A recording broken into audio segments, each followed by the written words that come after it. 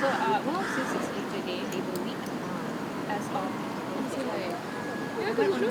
I just recently launched the Dilarang Ponteng Parlimen campaign to hold our truant MPs accountable. And how I'm doing this is by launching a official parliamentary petition. So specifically, we need to get 500 plus signatures to bring this parliamentary petition to Dewan Rakyat for it to be discussed there.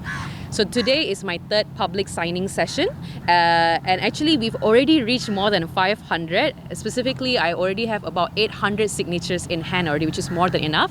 But I thought, why not just as a symbolic gesture, make it a cool 1,000 to show that we have more than double, to show that this is the kind of support that the Rakyat have for this sort of campaign to hold our MPs accountable.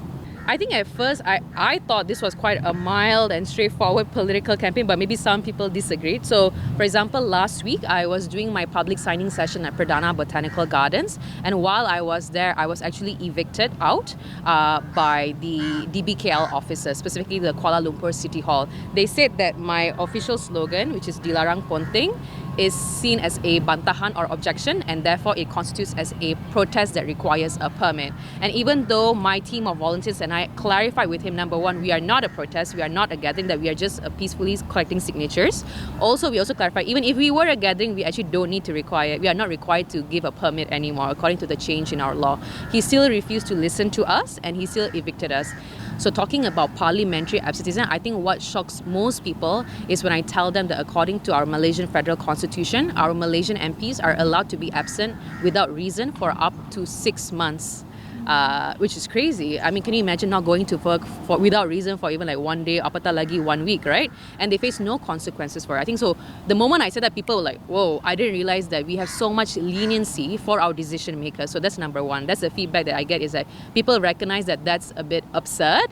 Parliamentary petition process has only been used once before in 2020 by Awam. Yeah, it was put forward by the local women's group Awam and carried by at that time YB Kasri Pato into Parliament to expedite the anti-sexual harassment bill, and hasn't been used since then. And even then, people didn't understand that that this parliamentary petition process was occurring, that this was the process that they used. So I think when I wanted to do this particular campaign, I thought this would be a very useful vehicle. I think it's a really great citizen tool for us to demand direct action from Parliament.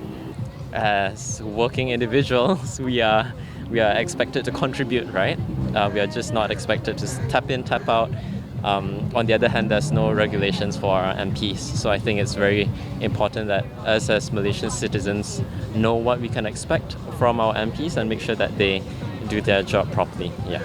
It's good that the people kind of realize and know that they have the power to influence change. And I think this should be definitely encouraged. Not on, as you said, it's not just on this particular issue, not just on Ponteng Parlimen.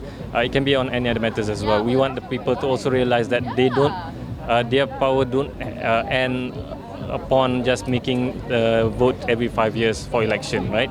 So that they have the ability to actually influence change through other parliamentary procedures such as this. You have your private bills and so on and so forth that you can actually put in Parliament as well. So I think it's definitely encouraging that more and more people, especially the youth, are trying to kind of utilize and optimize whatever rights they have through these procedures as well.